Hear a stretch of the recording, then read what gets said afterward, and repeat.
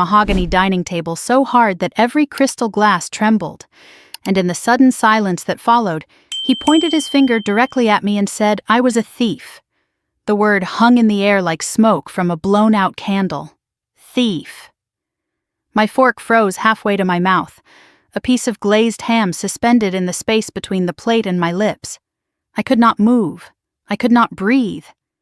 Around me, the dining room that had been filled with laughter and Christmas music just seconds before went completely still. I looked at my father, Victor Callahan, 61 years old, patriarch of one of Savannah's oldest families, and I saw something in his eyes I had never seen directed at me before.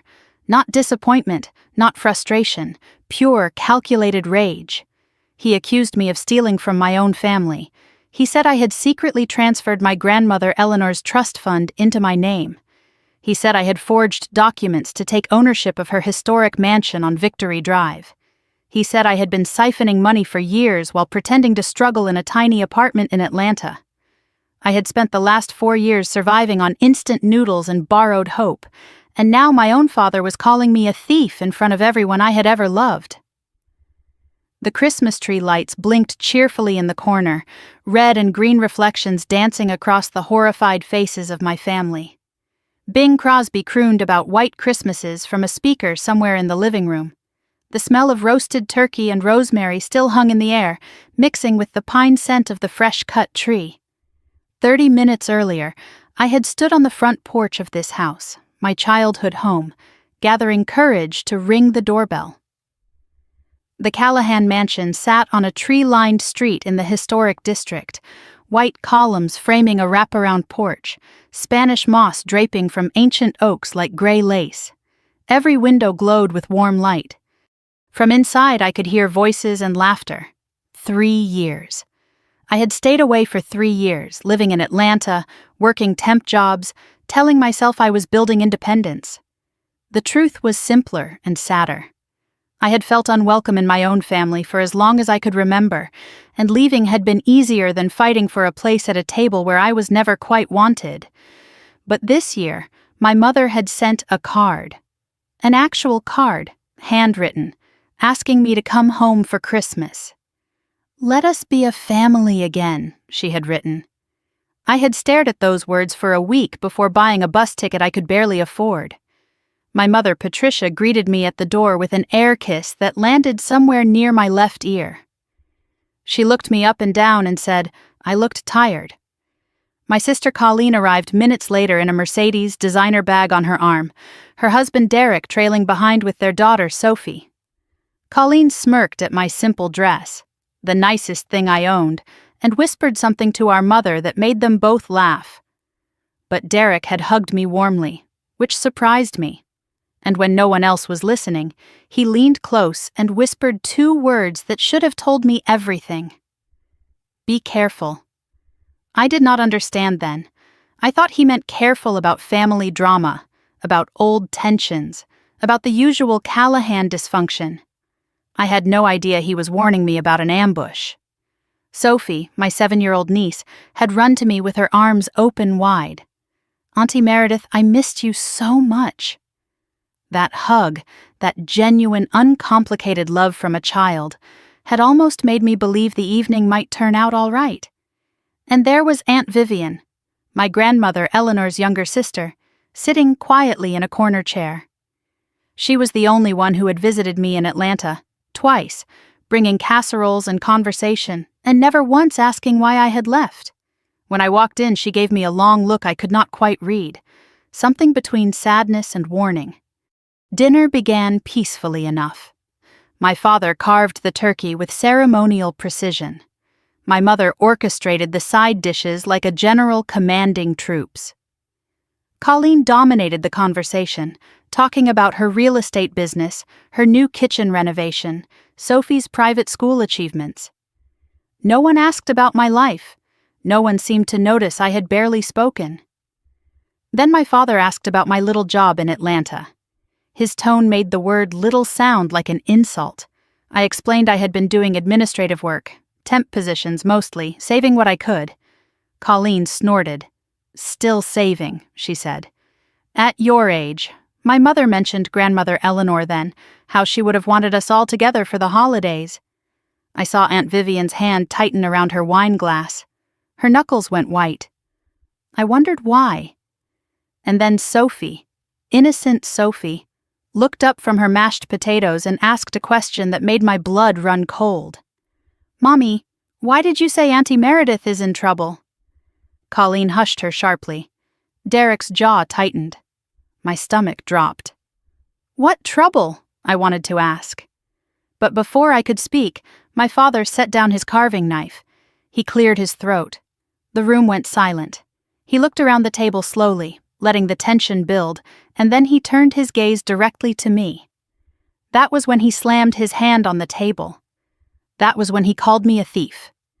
Now, frozen in my chair, I watched my mother stand up. Her face wore an expression of practiced disappointment, the same look she had given me 1,000 times growing up when I failed to meet some impossible standard. She shook her head slowly. "We have proof," she said. Her voice was calm and cold. "We have bank statements, transfer records, your signature on documents you thought we would never find." Colleen reached under the table and produced a manila folder. She slid it across to me with something like triumph in her eyes. I recognized that look.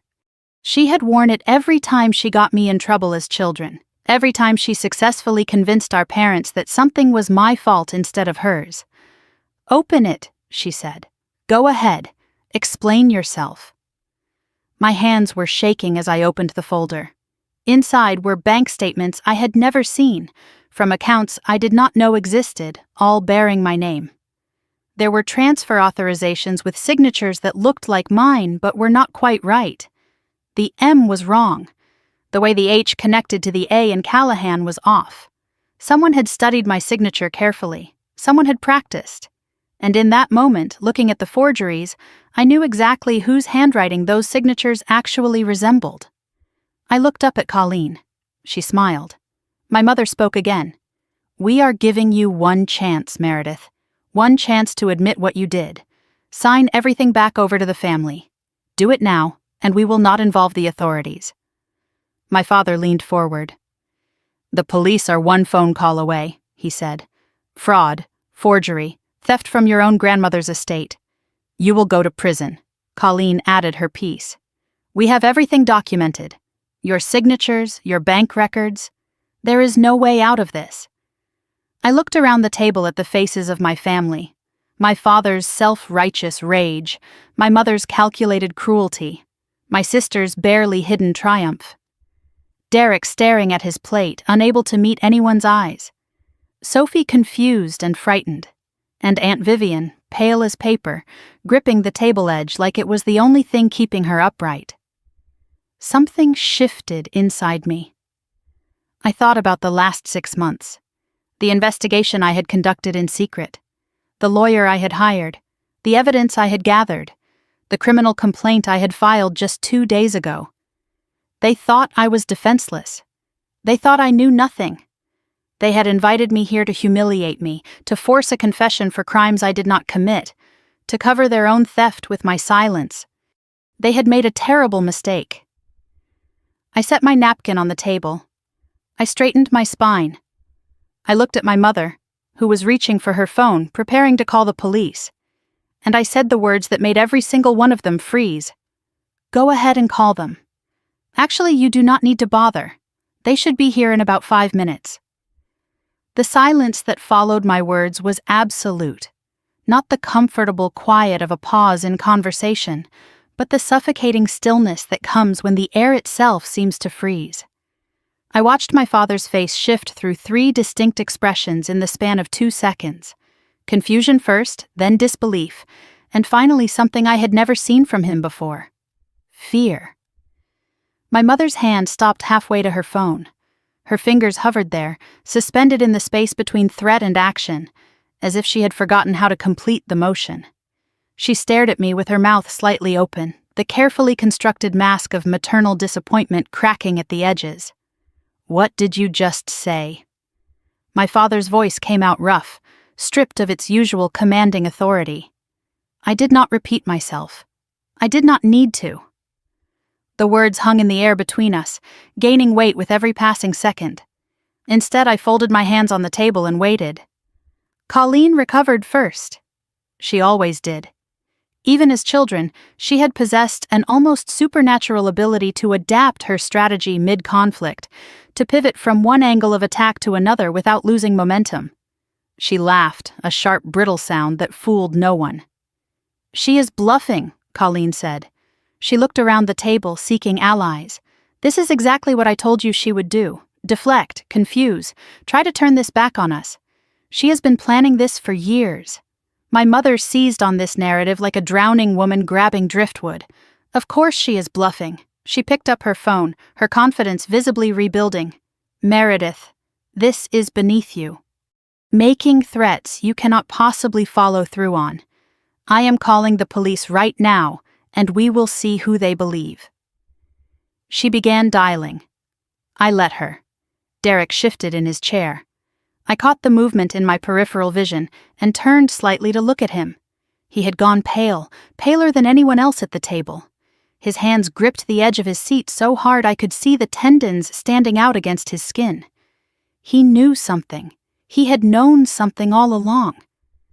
That whispered warning at the door suddenly made terrible sense. Sophie tugged at his sleeve. "Daddy, what is happening? Why is everyone yelling?" Derek pulled her close, murmuring something I could not hear. But his eyes never left mine. In them I saw not accusation, but something closer to relief. As if he had been waiting for this moment, dreading it, and hoping for it in equal measure. My mother had 911 on her screen. Her thumb hovered over the call button. She looked at me, one eyebrow raised, daring me to back down. I did not back down. I had spent 4 years backing down. 4 years of struggling in a city that did not want me, working jobs that led nowhere, wondering why every opportunity seemed to slip through my fingers like water. 4 years of instant noodles and borrowed hope and sleepless nights in an apartment so small I could touch 3 walls from my bed. I remembered a particular Christmas 2 years ago. I had been working a temp position at a logistics company, filing paperwork for $8.25 an hour. My assignment ended on December 23rd. No warning, no explanation, just a thank you for your service and a final check that barely covered rent. I spent Christmas Eve in my apartment alone, eating ramen noodles with an egg cracked into the broth because I could not afford anything else. I had called home that night. My mother answered on the 6th ring. She sounded distracted, annoyed at the interruption. In the background I could hear laughter, music, the sounds of celebration. I asked if I could come home for the holidays. She said it was not a good time. She said Colleen was hosting this year and the guest list was already finalized. She said maybe next year. Then she hung up. I sat in that cold apartment, listening to my neighbors argue through the thin walls, and I wondered what I had done to deserve being erased from my own family. Now I knew. I had done nothing. That was the point. They had needed me gone. They had needed me struggling, desperate, too poor to ask questions or hire lawyers or look too closely at the inheritance I never knew existed. My mother pressed the call button. The phone began to ring. Colleen leaned forward, triumph bright in her eyes. "You see?" she said to the table at large. "She has nothing. This is a desperate bluff from a desperate woman. By this time tomorrow, she will be in a cell where she belongs." Sophie's small voice cut through the tension. "Mommy, not now, Sophie." "But Mommy," the little girl persisted. She was looking at me with those clear, innocent eyes. "Why did you tell me not to talk about the papers? The ones in Daddy's office with Auntie Meredith's name on them?" The room went still again. Colleen's face drained of color. Derek closed his eyes like a man who had just watched the last domino fall. "Sophie, be quiet." Colleen's voice was sharp enough to cut glass. "But you said it was a secret." Sophie's lower lip trembled. "You said Auntie Meredith was bad, and she took things that did not belong to her. But Auntie Meredith is not bad. She is the nice one. She always sends me birthday cards." Something cracked in my chest. Through everything, through 4 years of exile and silence, I had never forgotten Sophie's birthday. I had sent cards every year, never knowing if they arrived, never receiving acknowledgement. But she had gotten them. She remembered. My mother was speaking into her phone now, her voice tight and controlled. "Yes, I need to report a crime, a theft, family financial fraud. I need officers at this address immediately." Aunt Vivian suddenly stood up. Her chair scraped against the hardwood floor with a sound like a wounded animal. Her face was white as paper, her eyes fixed on something none of us could see. "Eleanor knew," she said. Her voice was barely above a whisper. My God, she knew this would happen. "Vivian, sit down." My father's command came out strangled. "This does not concern you." She knew. Aunt Vivian repeated the words like a prayer or a confession. "She told me. She made me promise. And I was too much of a coward to say anything." She turned to look at me, and in her eyes I saw tears forming. She saw years of guilt finally demanding release. "I am so sorry, Meredith. I am so sorry." I did not understand what she meant. Not yet. But I filed it away, another piece of a puzzle I was still assembling. My mother ended her call with the police. She set the phone down with exaggerated care and smiled at me. A cold, triumphant smile that did not reach her eyes. "They are on their way," she announced. 20 minutes. I suggest you use that time to think very carefully about your next words." I looked at her.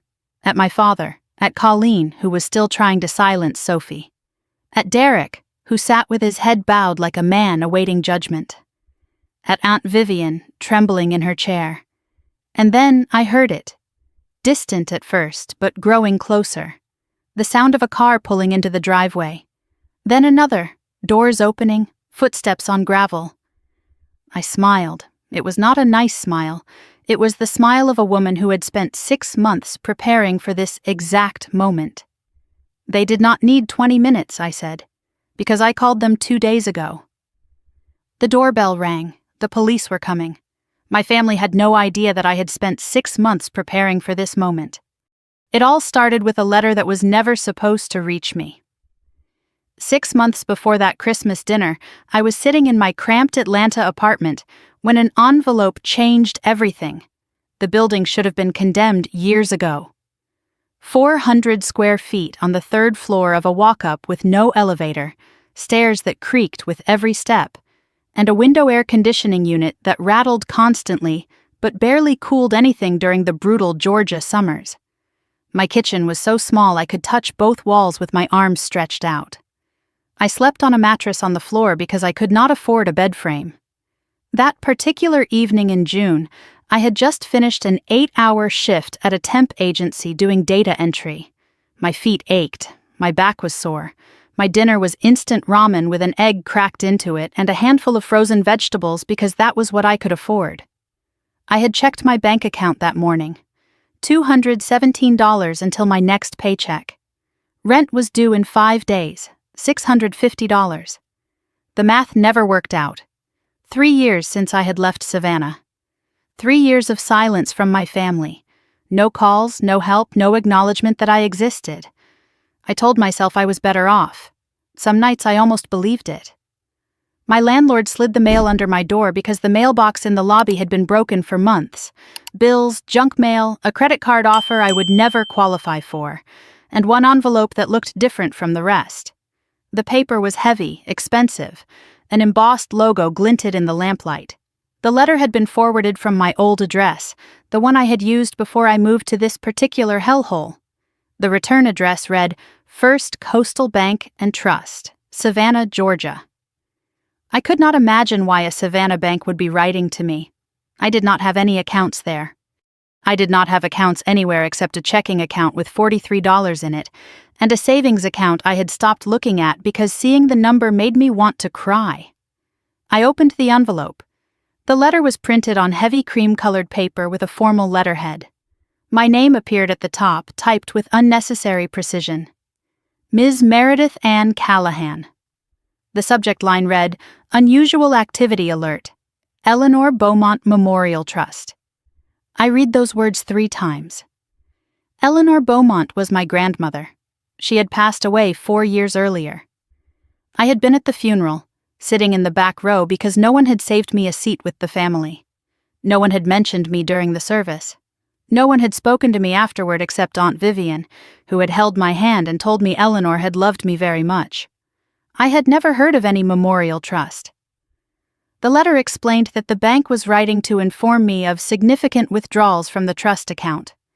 As the named beneficiary and account holder, they required my verification of recent transactions totaling over $800,000. They requested I contact them immediately. I read the letter again. Then again, the words refused to make sense. Named beneficiary. Account holder, $800,000. There had to be a mistake. Another Meredith Callahan somewhere. A coincidence of names. But the letter had my correct middle name. My old address was accurate. The last 4 digits of my social security number, printed for verification purposes, matched mine exactly. My hands were shaking. My ramen grew cold, forgotten. Something was very wrong. I found the bank's phone number online and dialed before I could talk myself out of it. 20 minutes on hold, listening to tinny classical music, pressing buttons to navigate an automated system. Finally, a human voice. First Coastal Bank and Trust, this is Denise. How may I assist you? I explained I had received a letter about unusual activity on an account. I did not have an account number. Denise asked for my full name, date of birth, and social security number. I heard her typing. A long pause followed. Yes, Ms. Callahan, she said. I see your account here. The Eleanor Beaumont Memorial Trust, established March 15th, 4 years ago. You are listed as the sole beneficiary and primary account holder. Current balance is $143,212. I asked her to repeat the number. $143,212, she said. That is the current balance. My voice came out strangled. What was the original deposit? Another pause. She was checking records. $2,400,000. The room tilted. Over $2 million had been deposited 4 years ago. Now only $143,000 remained. Someone had withdrawn more than $2 million from an account I did not know existed. An account in my name. I asked who had authorized the withdrawals. Denise hesitated. According to our records, she said carefully. You did, Ms. Callahan. We have your signed authorization forms for each transaction. I told her I had never signed anything. I told her I had never been to her bank. I told her I had been living in Atlanta for 3 years and had never accessed this account. A long silence followed. Ms. Callahan, Denise said finally, I think you should come in person. There are documents you should see. And perhaps you should bring identification. Multiple forms. When can you come to Savannah? 3 days later, I was on a Greyhound bus. 7 hours overnight, the cheapest ticket I could find. $47 I could not spare. I arrived in Savannah at 6 in the morning, exhausted and terrified, and walked to the bank because I could not afford a cab. I waited outside on a bench until they opened at 9. The bank was a historic building downtown, marble floors and hushed atmosphere. Everyone wore suits. I was in my cleanest jeans and a blouse I had borrowed from a coworker. I felt out of place, like I did not belong there. Then I reminded myself that someone had stolen over $2 million using my name. I belonged there more than anyone.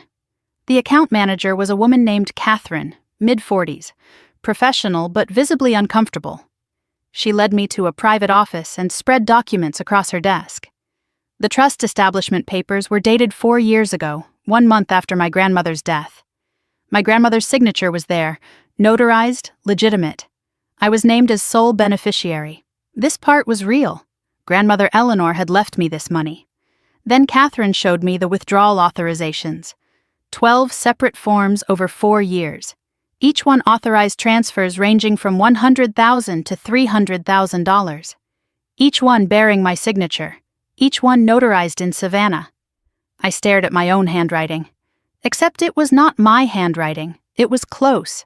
Very close.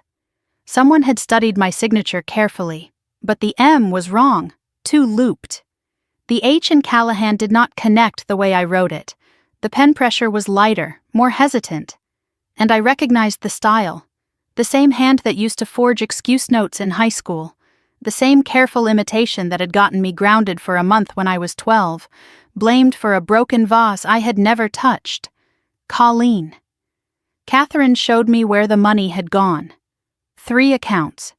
2 personal accounts with names redacted for privacy, and 1 business account, Mercer Property Holdings LLC. My blood went cold. Mercer.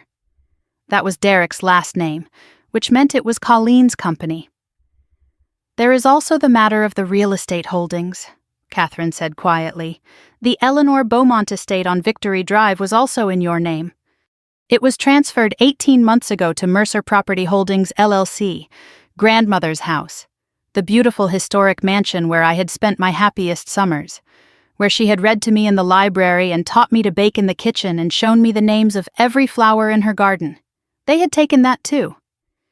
Catherine handed me one more document, a photocopy, slightly faded, the last will and testament of Eleanor Beaumont.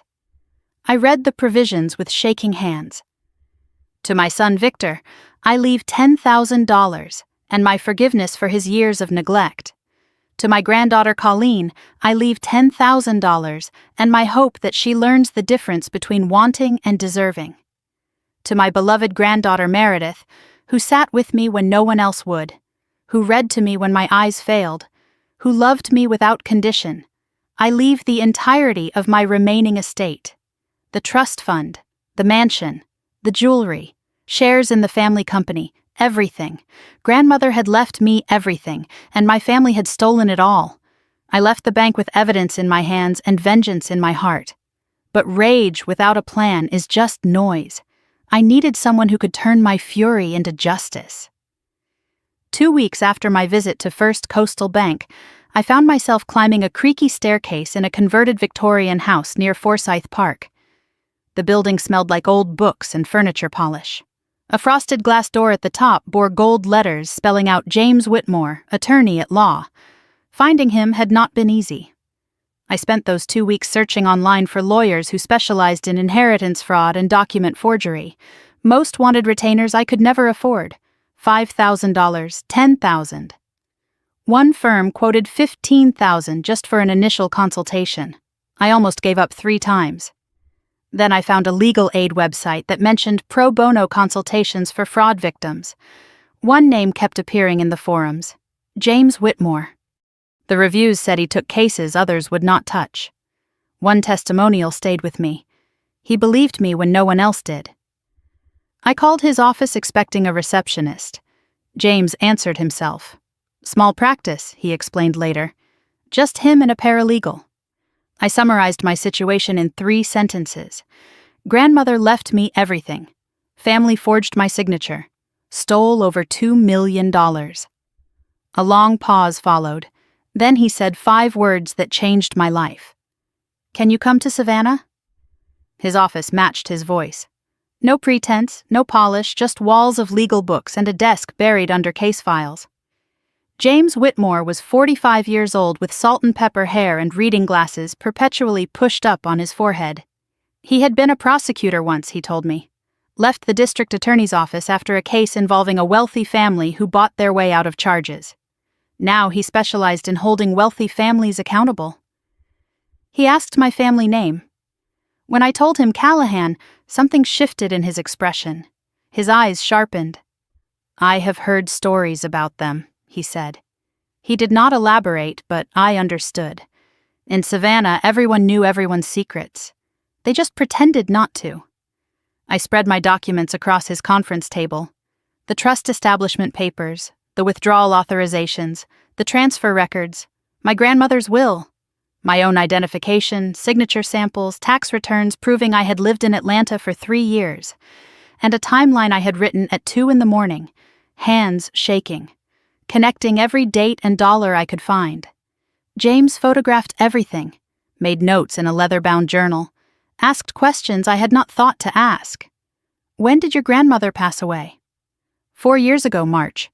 I was 25. Were you at the reading of the will? No, I was not invited. My father said there was nothing to read. He told me grandmother had very little to leave anyone. The first lie. The foundation for everything that followed. When did you last see your grandmother before she died? The week before. I visited her in the hospital alone. No one else was there. She was weak, but her mind was clear. She squeezed my hand and told me she had made sure I would be taken care of.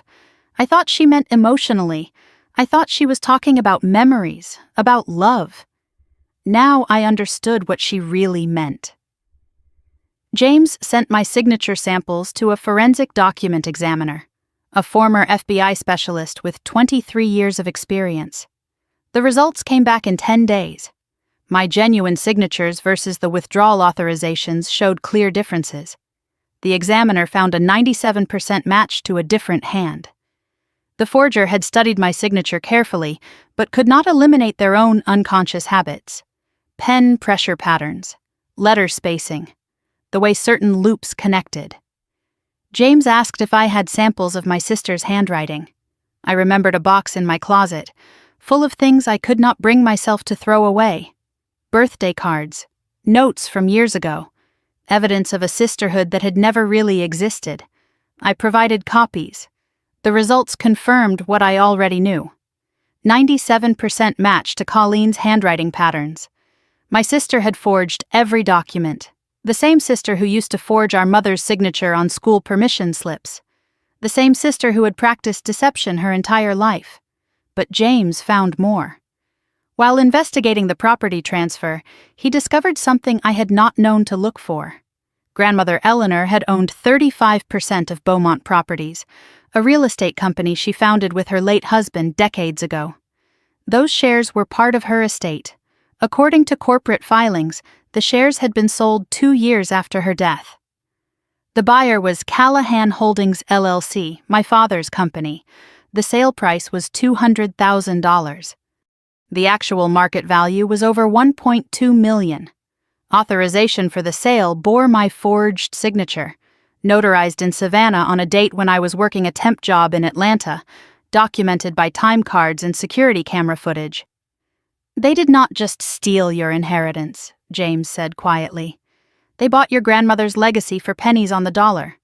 Your father now controls the company she built, using documents forged in your name. I sat in his office and calculated the total. The trust fund, approximately $2.3 million withdrawn. The Victory Drive mansion, valued at over $1 million. The company shares, worth another $1.2 million. Over $4.5 million. My grandmother's entire life's work, stolen by the people who were supposed to love me. But James was not finished. There is something else, he said. Something that does not involve money. But you need to see it. His paralegal was a young woman named Nina, sharp and efficient, with a background in information technology. James had asked her to look into something. Anonymous reports sent to my potential employers over the years. I had applied to dozens of positions after college, entry-level management, administrative roles, anything stable. I got interviews, sometimes second rounds, but never offers, always rejected at the final stage. I assumed it was bad luck, wrong timing, the economy, my own inadequacy. Nina showed me the truth. 11 emails sent over 3 years, anonymous accounts but traceable through IP records. All originated from the same residential internet connection. My family's home in Savannah. The emails went to human resources departments at companies where I had applied. They claimed to be from former colleagues or concerned parties. They made allegations. Poor work ethic, unreliability, conflicts with coworkers. And one phrase that appeared in multiple messages, a phrase that made my vision blur with rage. She has a history of theft within her own family. I would not trust her with company resources. They accused me of being a thief, while they were stealing from me. They destroyed my career to keep me poor and desperate, so I would never have the resources to discover what they had done. Nina's analysis suggested 2 authors. Some emails were formal, corporate in tone, carefully phrased, Patricia's style. Others were more emotional, filled with personal attacks and specific details only a family member would know. Colleen's voice, my mother and sister, working together for years to ensure I would fail. James laid out my options. We could file immediately. Criminal complaint, civil lawsuit, emergency injunction, fast and aggressive. But they would hire expensive lawyers, delay proceedings, possibly destroy evidence. Or we could wait. Build the case quietly. Document everything with timestamps. Choose the moment of confrontation strategically. The element of surprise could be devastating. I thought about what I wanted. Not just the money, not just legal victory. I wanted them to feel what I had felt. The shock, the helplessness, the betrayal. I wanted to watch their faces when they realized their perfect crime had unraveled. 3 weeks earlier, I had received a Christmas card from my mother. First contact in 2 years. We miss you. Please come home for Christmas. Let us be a family again. An invitation to the scene of the crime. They were so confident I knew nothing. So certain they had won. James asked when I wanted to act. I told him Christmas. When the whole family would be together. When there was nowhere to hide. He nodded slowly. A grim smile crossed his face. Then we have work to do. The doorbell rang twice, clear and sharp, cutting through the silence like a blade. No one at the table moved. They sat frozen in their chairs, staring at the foyer entrance as if expecting something monstrous to emerge from the shadows. My father recovered first. He pushed back from the table, straightening his jacket with hands that trembled slightly. I will handle this, he announced. His voice carried the tone of a man reclaiming control of his own home. This is still my house. He walked toward the front door with forced confidence. My mother started to follow, then stopped, uncertain for the first time all evening. Colleen's triumphant expression had dissolved into something more complicated. Confusion. The first flickers of fear. I remained seated. Let them see me calm. Let them wonder. The front door opened. I heard my father's voice, welcoming and authoritative. Officers, thank you for coming. I am Victor Callahan. I was just about to call you myself. We have a situation with my daughter. A male voice interrupted him. Firm, professional, cutting through my father's practiced charm like it was nothing. Mr. Callahan, we are not here on your call. We are here at the request of Ms. Meredith Callahan. The silence that followed was absolute. I heard my father's voice again, smaller now, stripped of its commanding edge. What? Another voice, female this time. Is Ms. Meredith Callahan present? We need to speak with her. I stood slowly, smoothing my dress. Every eye in the dining room tracked my movement. My mother had gone pale. Colleen gripped the edge of the table like she might fall without it. Derek had closed his eyes, his shoulders slumping with what looked strangely like relief. Please come in, I called toward the foyer. We have a lot to discuss. 2 police officers entered the dining room. The man was in his mid-40s, with tired eyes that had seen everything twice. His nameplate read Reynolds. The woman was younger, sharp-eyed and alert. Officer Chen. Both wore the professional demeanor of people about to deliver very bad news. My father followed them into the room, his face a mask of disbelief. He looked at me with an expression I had never seen before. Not anger, not disappointment. Genuine confusion, as if I had suddenly become a stranger. Meredith, he said, what have you done? I did not answer him. Instead, I turned to the officers. Thank you for coming. I know Christmas Eve is not an ideal time. Officer Reynolds nodded. We received your complaint 2 days ago, Ms. Callahan. Given the evidence provided, the district attorney felt this warranted immediate attention. A third figure appeared in the doorway, James Whitmore, my attorney, carrying his familiar briefcase. He wore a professional Navy suit and moved with the calm confidence of a man who had prepared for this moment as thoroughly as I had. Everyone, I said, this is James Whitmore, my attorney. My mother made a small sound, something between a gasp and a whimper. Her face had gone from pale to gray. She recognized the name. James had prosecuted a fraud case against one of my parents' business associates years ago. He had won, decisively. This is outrageous. Colleen found her voice, pitching it toward the officers. This is a private family matter. Our sister has clearly manipulated you with lies. We are the victims here. She is the one who stole from us. Officer Chen's expression did not change. Ma'am, we are here to investigate allegations of fraud, forgery, and embezzlement. Those are criminal matters, not family matters. My mother tried a different approach. She dabbed at her eyes with a napkin, summoning tears with practiced ease. Officers, please. There has been a terrible misunderstanding. Our daughter has always had difficulties. She has never quite fit in. Whatever she has told you, it is not the full story. James set his briefcase on the sideboard and opened it with deliberate precision. Mrs. Callahan, I understand this is difficult, but we have documented evidence of serious crimes: forgery, fraud, embezzlement, theft of inheritance. These are not misunderstandings. These are felonies. Colleen stood abruptly, pointing at me. This is insane. She is the one who stole from us. We have proof right here. She grabbed the manila folder she had shown me earlier, the one filled with documents bearing my forged signature. Show them. Show them what she did. Officer Reynolds took the folder calmly. He flipped through the pages, his expression unreadable. Then he looked up at Colleen. Ma'am, we have already seen these documents. They are part of why we are here. Colleen's confidence wavered. What? No. These prove that someone committed forgery, Officer Reynolds said. The question is who? He handed the folder to James. My attorney removed a large envelope from his briefcase and extracted several documents, enlarged to poster size. One of the officers had brought a portable easel, which they set up near the head of the table. James began his presentation with the calm precision of a surgeon beginning an operation.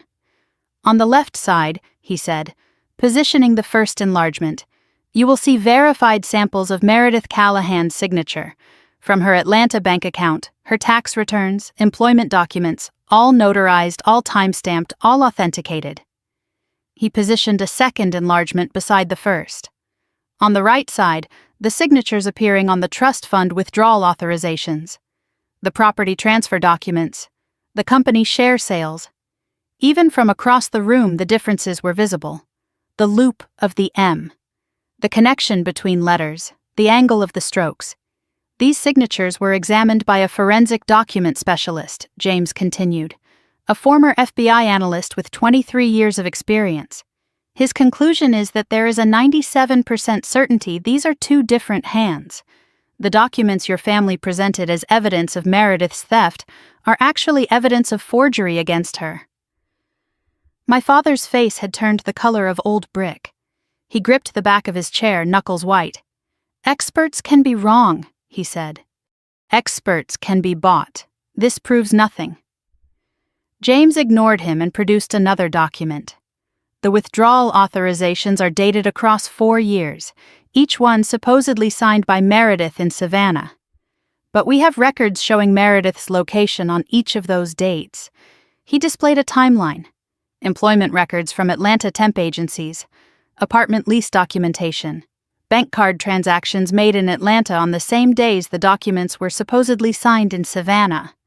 One date showed medical records from a doctor's appointment 250 miles away. Meredith could not have signed these documents in Savannah, James said, because she was in Atlanta. Someone else signed her name. Someone committed fraud. I watched my family's reactions. My father's jaw clenched and unclenched. My mother had stopped crying, her face now a mask of calculation. Colleen's eyes darted around the room, looking for escape routes that did not exist. Under the table, I caught a glimpse of her hands moving. She was texting someone on her phone, hidden beneath the tablecloth. Derek sat motionless, staring at the evidence with an expression of grim resignation. He had known. Maybe not everything, but enough. Enough to warn me when I arrived. Enough to look relieved when the police walked in. Sophie had fallen asleep on a couch in the corner, exhausted by the tension she could not understand. Small mercies. Aunt Vivian spoke for the first time since her cryptic outburst earlier. Her voice was quiet but steady. How much did they take? James consulted his notes. Over $2.3 million from the trust fund. A historic mansion valued at over $1 million. Company shares worth approximately $1.2 million. Total documented theft exceeds $4.5 million. The number landed like a bomb. Even Officer Chen's professional composure flickered slightly. My mother made one last attempt. Officers, please. My daughter is clearly disturbed. She has concocted this elaborate fantasy to hurt her family. Whatever documents this lawyer has produced, they are fabrications. We are the victims here. Officer Reynolds looked at her for a long moment. Then he turned to James. Mr. Whitmore, do you have documentation of when these forgeries were allegedly committed? James nodded and produced another folder. Every withdrawal, every transfer, every signature, dated and time-stamped, cross-referenced with Meredith's verified location records, notary logs that show discrepancies, printer metadata that reveals documents were created months after their supposed execution dates. He laid each piece of evidence on the table, building a wall of proof that grew higher with every document. There is also the matter of the property transfer, James continued. The Eleanor Beaumont estate on Victory Drive was sold to Mercer Property Holdings LLC for $75,000. Market value exceeds $1 million.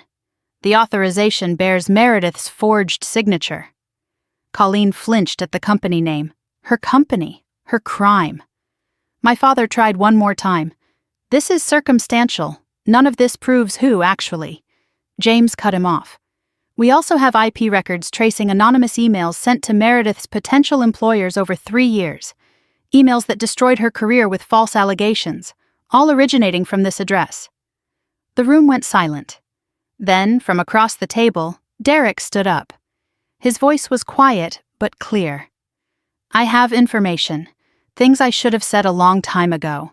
There is a safe in the study. I know the combination. And what is inside will answer every question you have.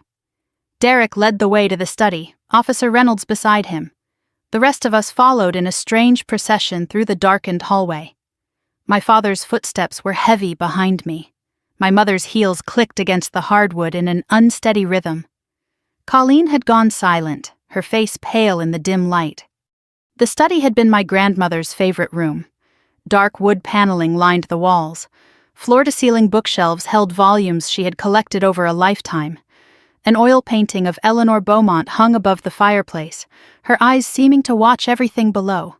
The room smelled of old leather and secrets. I remembered sitting in the worn leather chair by the window, listening to my grandmother read aloud from whatever book had captured her interest that week. She had loved this room. She had lived in this room during her final years. Now it belonged to my father, filled with his trophies and his ego. A framed photograph sat on the antique desk. My father, my mother, and Colleen posed in front of this very house. I looked closer and felt something cold settle in my chest. The original photo had included me. I remembered the day it was taken. But in this version, I had been cropped out. Erased from the family portrait as thoroughly as they had tried to erase me from my grandmother's legacy. Derek moved to the bookshelf on the far wall. He shifted several volumes aside, revealing a panel that blended seamlessly with the wood. Behind it sat a safe with a digital keypad and a combination dial. Colleen thinks I do not pay attention, he said quietly. She talks on the phone when she thinks I am asleep. She leaves documents in her office at home and assumes I never look, but I have been watching, listening, waiting for someone to finally ask the right questions. His hands moved over the keypad with familiar precision. A series of beeps, then the heavy click of the lock disengaging. The safe door swung open. Inside were stacks of folders, a fireproof box, several flash drives, and bundles of cash bound with rubber bands. More than anyone expected. This was not just about my inheritance. This was everything. James Whitmore pulled on latex gloves before touching anything. Evidence handling, he explained. He began removing items one by one, photographing each before setting it on the desk. Officer Reynolds took notes while Officer Chen observed from the doorway, keeping watch on the rest of the family. The first discovery confirmed what I already suspected. Trust fund withdrawal authorizations, all 12 of them bearing my forged signature. But there was something I had not known about, a second signature line on each form. Witnessed and approved by Patricia Callahan. My mother's genuine handwriting, no forgery. She had signed every single withdrawal herself. I stared at her signature. All those years of claiming the family was struggling. All those times she told me they could not help with my rent, or my bills, or my groceries. Meanwhile, she was approving the theft of millions of dollars that belonged to me. James moved to the property transfer documents. The Victory Drive mansion, sold to Mercer Property Holdings for $75,000. He read the figures aloud for the officers. A historic Savannah home valued at over $1 million. Sold to your sister's company for $75,000. That is not a sale. That is theft with paperwork. The company shares came next. Grandmother Eleanor's 35% stake in Beaumont Properties, the real estate company she had founded decades ago. Sold to Callahan Holdings, my father's company, for $200,000. Actual value at the time of sale exceeded $1.2 million. James pulled bank statements from another folder, wire transfer confirmations, and a handwritten ledger in Colleen's distinctive script, tracking every dollar that had been stolen and where it had gone. The numbers were staggering. My parents' joint account had received $800,000 over 4 years. The money funded a vacation home in Charleston I had never heard of, new cars, country club memberships, the lifestyle they claimed they could barely afford. Colleen and Derek's account received $1.1 million. Designer shopping, private school tuition for Sophie, business ventures that Colleen described to everyone as barely breaking even. Derek's voice cut through the recitation. I never saw that money. She told me the business was struggling. She said we were living on tight margins. A third account appeared in the records. Offshore, Cayman Islands. $400,000. Signatory listed as Victor Callahan. Purpose unknown. From the dining room, we could hear Colleen's voice rising. Officer Chen had stayed behind with her and my mother, and the walls of the old house did little to muffle the argument that had erupted. This was your idea. Colleen's words carried clearly. You came to me. You said no one would ever find out. My mother's response was just as loud. Do not you dare put this on me. You volunteered. You said you knew how to copy her signature. You said it was easy. My father's face had gone gray. He gripped the doorframe of the study, watching the evidence pile up, listening to his wife and daughter tear each other apart. James found something else in the safe. A folder marked in handwriting I did not recognize. Eleanor, it read. Destroy. Inside were medical records from my grandmother's final weeks, power of attorney documents naming my father as decision-maker. The POA was dated 1 week before Eleanor's death. Her signature was shaky, barely legible. A doctor's note was attached. Patient exhibits signs of confusion. Decision-making capacity questionable. They got power of attorney when she was too weak to understand what she was signing, James said. His voice was flat, professional, but I could hear the disgust beneath it. Then they used it to access accounts and position themselves to take everything, before she even died. A smaller piece of paper was clipped to the POA, a handwritten note in Eleanor's trembling script. Victor will not tell me what I signed. Something is wrong. V knows. V will help MV Vivian. My grandmother had reached out to her sister. She had known something was wrong. She had tried to protect me, but she had been too weak, too confused, too manipulated by the people who should have protected her.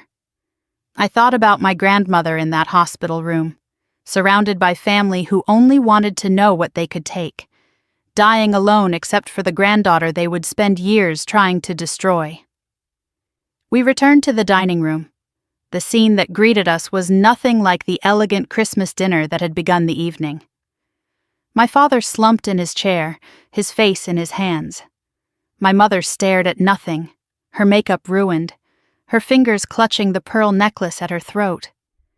Eleanor's pearls. Pearls that were supposed to come to me. Colleen sat rigid and silent, her earlier hysteria replaced by something colder. She was calculating even now, I realized, looking for angles, for escape routes, for someone else to blame. Sophie remained asleep on the corner couch, Derek's jacket draped over her small form. The one innocent person in the room, mercifully unaware of the destruction around her. Officer Reynolds spoke. "We have sufficient evidence to proceed. Based on the documents recovered and the prior complaint filed by Ms. Callahan, we have probable cause for arrest." Colleen's head snapped up. "Arrest! You cannot arrest us. It is Christmas." Officer Chen began reading rights. "You have the right to remain silent. Anything you say can and will be used against you." My mother let out a sound like a wounded animal. She slid from her chair, dropping to her knees in front of me. Her hands grasped at my dress. "Please, Meredith, please, I am your mother. We can work this out. We can explain everything. Do not do this to your family." I looked down at her, at the woman who had signed away my inheritance, who had helped destroy my career, who had erased me from family photographs and Christmas dinners and every moment that mattered. "You stopped being my family," I said, "the day you decided I was worth more as a victim than a daughter." Aunt Vivian stepped forward. Her hands were trembling, but her voice was steady. "Before anyone goes anywhere, there is something Meredith needs to see." She reached into her purse and withdrew a yellowed envelope, its edges soft with age. "Eleanor gave this to me the week before she died," Vivian said. "She made me promise to keep it safe, to give it to Meredith when the truth finally came out." She held the envelope toward me. I saw my grandmother's handwriting on the front. Just 2 words. "For Meredith." The wax seal crumbled under my thumb like 4 years of lies finally giving way. Inside the yellowed envelope were 3 pages, covered front and back, in my grandmother's elegant handwriting. The same handwriting that had labeled birthday presents when I was a child. The same script that had signed permission slips when my parents forgot. The same hand that had written me letters during my first year of college when I was homesick and alone, and wondering if anyone in my family actually cared. "Everyone should hear this," I said. She wanted everyone to know. The room had gone silent. My father remained slumped in his chair. My mother knelt on the floor where she had fallen, tears streaking her ruined makeup. Colleen sat rigid, watching me with something between hatred and fear. Derek stood near the sleeping Sophie, protective and separate. Aunt Vivian pressed a handkerchief to her eyes. The police officers waited with professional patience.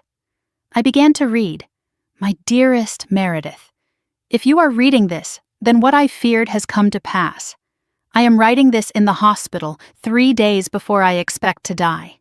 My body is failing, but my mind, despite what they want people to believe, is clear. I have made decisions that some in this family will not understand.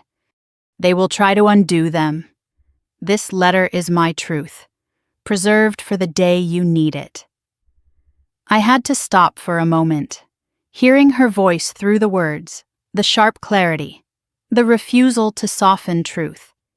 This was the grandmother I remembered, fierce, honest, loving in ways that did not require performance. The letter continued with her assessment of my father.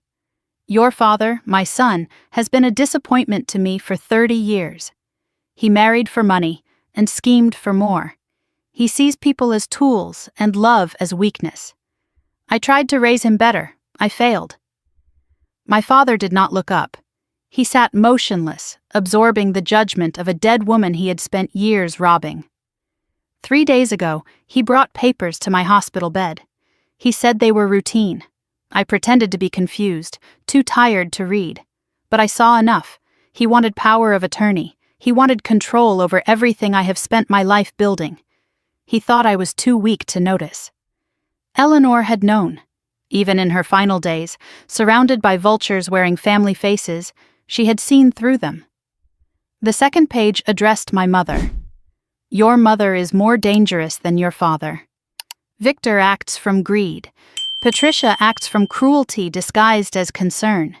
She convinced your father that controlling you was protecting you. But I watched her. I saw how she treated you differently from Colleen. You were never the favorite. You were the scapegoat, the one they could blame when things went wrong, the one they could sacrifice when it suited them. My mother made a sound, something between a sob and a protest. She had always portrayed herself as the gentle peacemaker, the loving mother caught between difficult children. The letter stripped that mask away. Eleanor's words about Colleen were the harshest of all. Colleen learned well from her parents. She has your mother's manipulation and your father's ambition. When she was 16, I caught her forging your signature on a birthday card. A small thing, but telling. She laughed when I confronted her, said it was just a joke. It was never a joke, Meredith. It was practice. I looked at my sister. She had gone pale, her calculated composure finally cracking.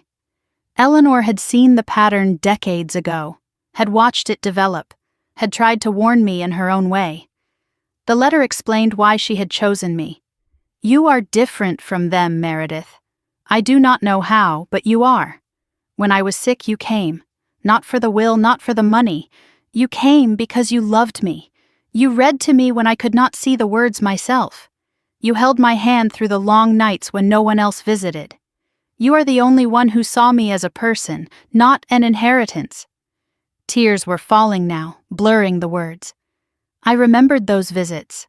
Driving 4 hours each way, sleeping in the hospital chair, reading Jane Austen aloud because Eleanor said it reminded her of her mother. I had thought no one noticed. No one cared. But she had seen everything. The third page contained Eleanor's warnings. Vivian told me something that broke my heart. They have been sabotaging your future. Anonymous letters, phone calls, Patricia and Colleen working together to ensure you never succeed. They want you dependent. Dependent people do not ask questions. They want you poor. Poor people cannot afford lawyers. Colleen's voice cut through the reading. She is lying. Grandmother was confused, demented. That letter is forged. Meredith wrote it herself to frame us. Aunt Vivian spoke before I could respond.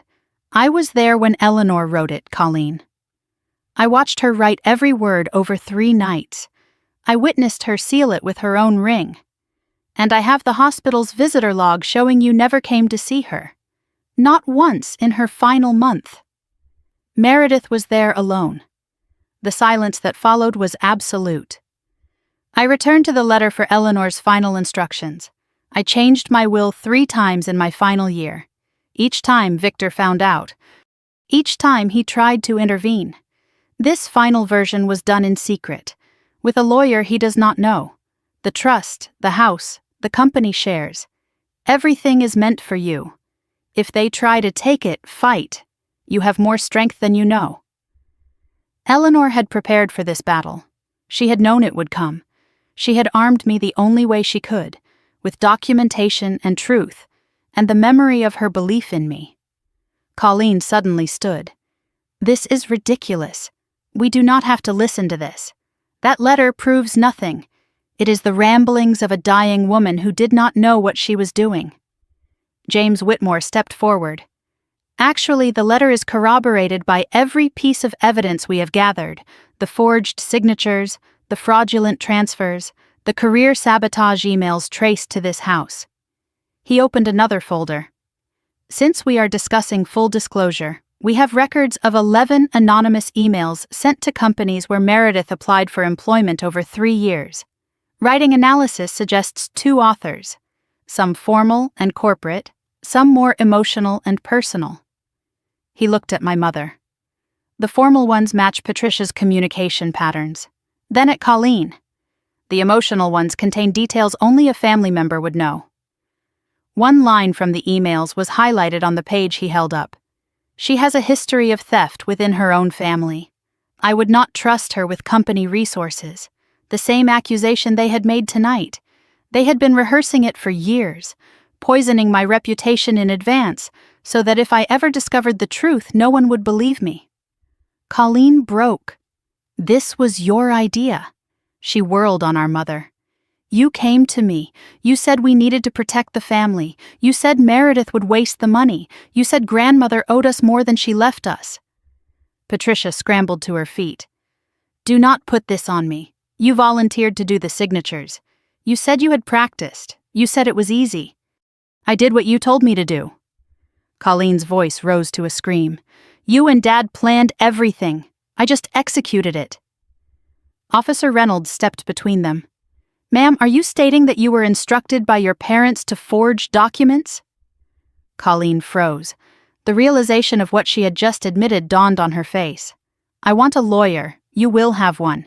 But what you have said has been noted. The officer turned to his partner. Officer Chen, please read the formal charges. She stepped forward, pulling papers from a folder. Victor Callahan, Patricia Callahan, Colleen Mercer. You are being served summons to appear for questioning regarding allegations of fraud, forgery, embezzlement, and potential elder abuse in connection with the estate of Eleanor Beaumont. Colleen began to sob. You cannot do this. It is Christmas. My daughter is here. Sophie stirred on the couch, disturbed by the noise. Derek quickly lifted her, carrying her toward the kitchen, away from the chaos. My mother made one last desperate grasp at my hands. Please, Meredith. I am your mother. Whatever I did because I love you.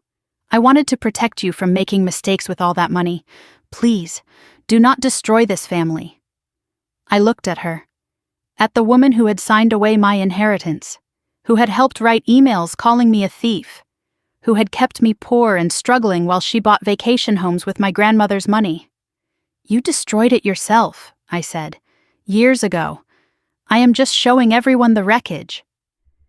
The officers began leading them toward the door. My father went quietly, his fight completely drained. My mother wept and pleaded with every step. Colleen alternated between screaming and sobbing, her carefully constructed life collapsing around her. Aunt Vivian put her arm around me as we watched them go. Eleanor would be proud of you, she whispered. I looked down at the letter still clutched in my hands, at my grandmother's final words of love and warning.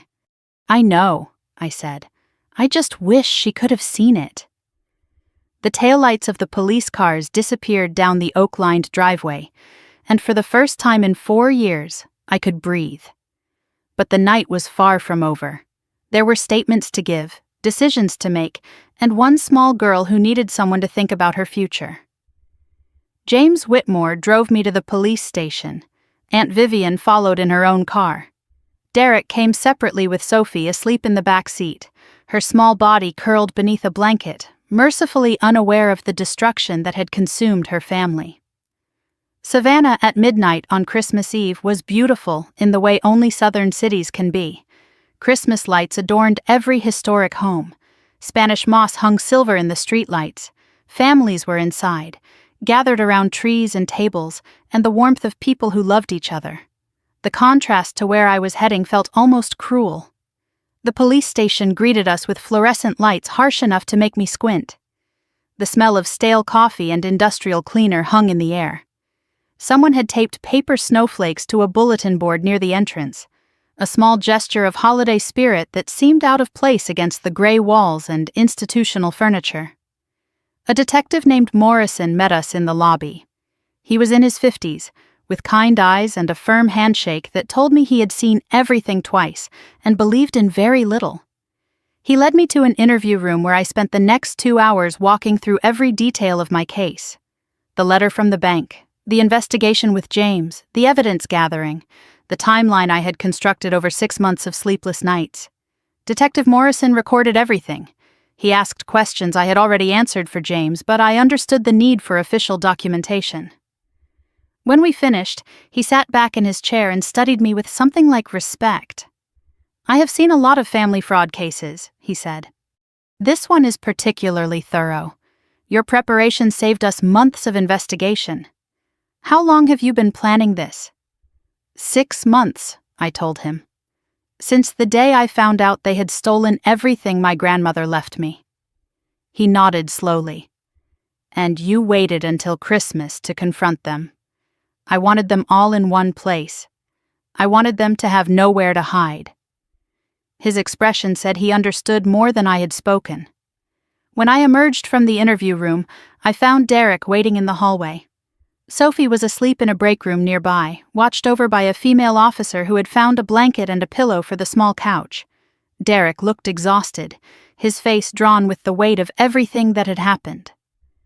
"Meredith," he said, "I need to ask you something. It is about Sophie." I knew what was coming before he said it. Colleen's parents are arrested. My parents are gone. Her only other family is Aunt Vivian. And you. He took a breath.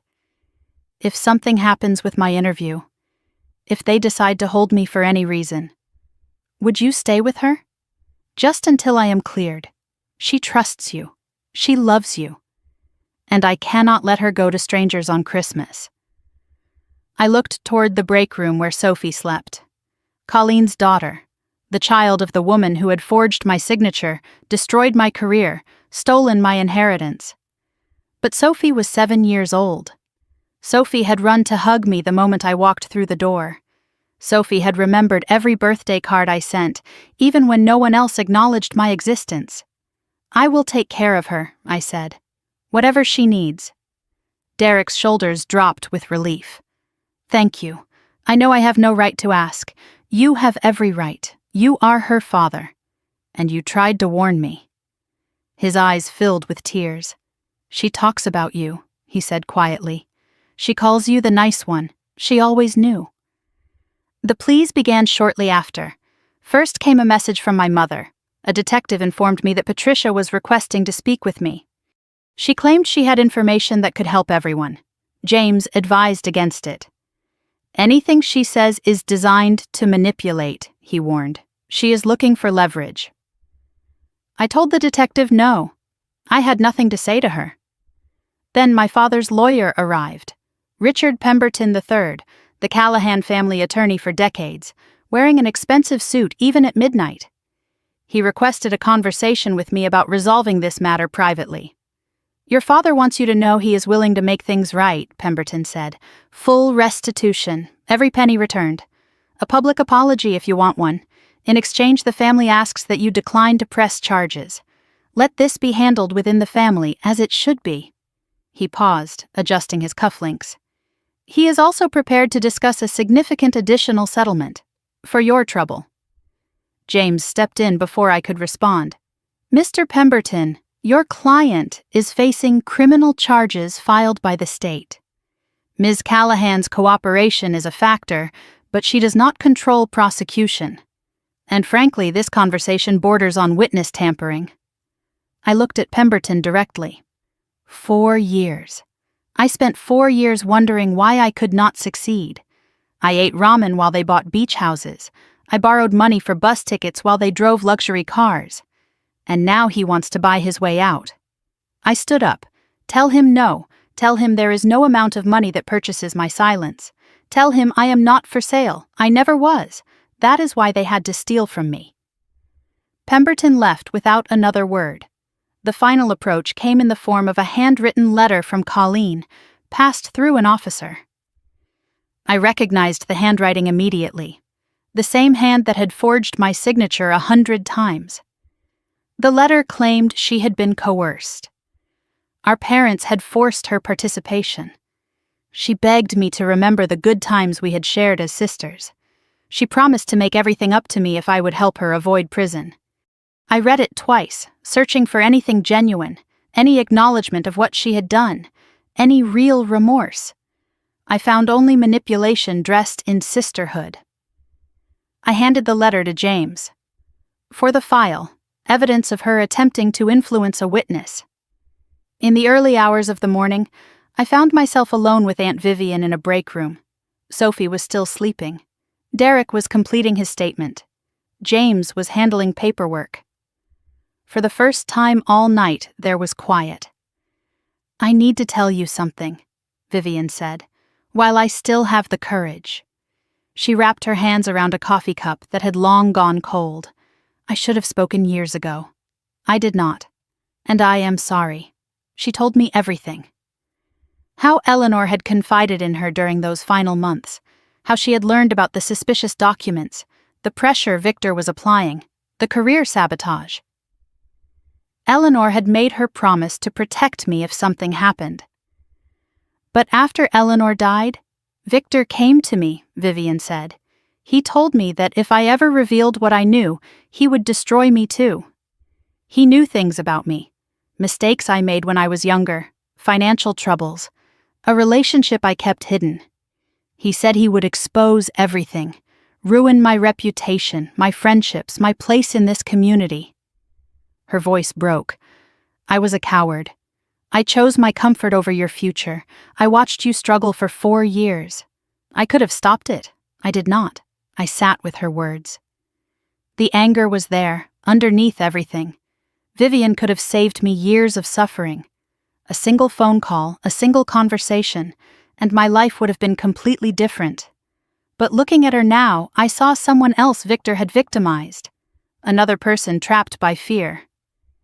You kept Eleanor's letter safe, I said finally, when they would have destroyed it.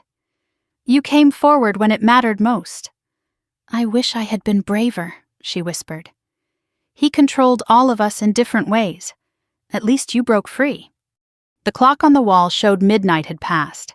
Christmas Day had begun in a police station. Detective Morrison returned with an update. All 3 had been formally booked. Victor, Patricia, and Colleen. Bail hearing scheduled for December 26th. Charges filed included multiple counts of fraud, forgery, and embezzlement. Elder abuse charges were pending further investigation. The district attorney is personally involved, Morrison added. This is going to be a major case. He asked the question I had been waiting for. Ms. Callahan, you have cooperated fully. The state will proceed regardless of your wishes. But I need to ask formally, do you wish to pursue civil recovery alongside the criminal prosecution? You have the right to seek full restitution through civil court. Given the evidence, you would likely win.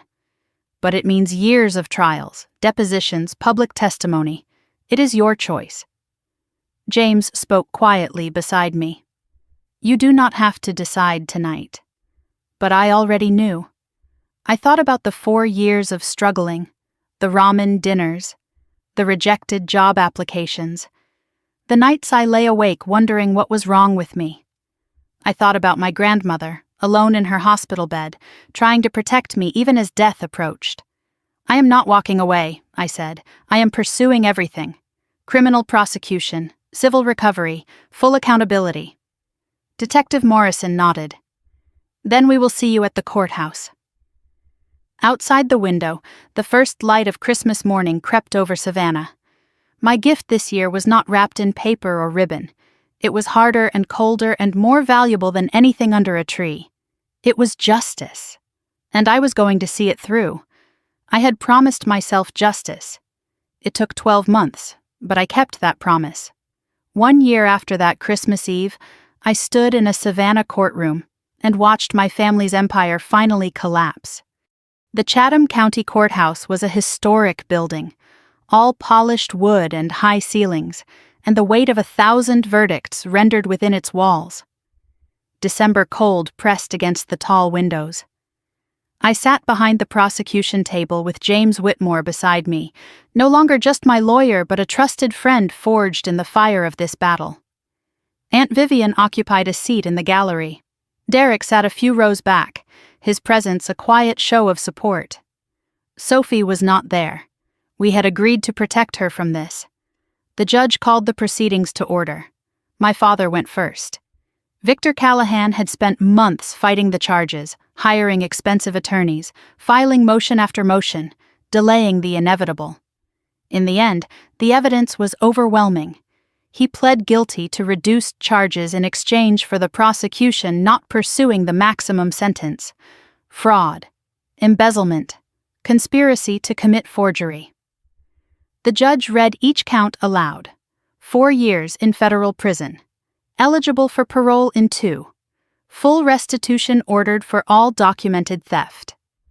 When the sentence was announced, my father did not look at me. He stared at the table in front of him, a broken man in a suit that no longer fit his shrunken frame. The patriarch who had ruled the Callahan family for decades had been reduced to a number in the federal prison system. My mother came next. Patricia had pled no contest, unable to face the prospect of trial testimony that would expose every detail of her cruelty. Conspiracy to commit fraud. Obstruction of justice. Her lawyer cited severe anxiety and depression as mitigating factors, the same excuses she had once used against me, now deployed in her own defense. 18 months, suspended to probation. She would surrender her passport, attend mandatory therapy, report to a probation officer weekly. The social queen of Savannah would spend the next year and a half under court supervision. Colleen fought the longest. 8 months of motions and delays and attempts to shift blame. She hired 3 different lawyers. She tried to negotiate immunity in exchange for testimony against our parents. Nothing worked. The evidence was too thorough. The documentation too complete. Forgery, fraud, embezzlement, identity theft. The charges stacked up like bricks in a wall. 3 years in state prison. When the verdict was read, my sister screamed. She pointed at me across the courtroom, her face twisted with rage.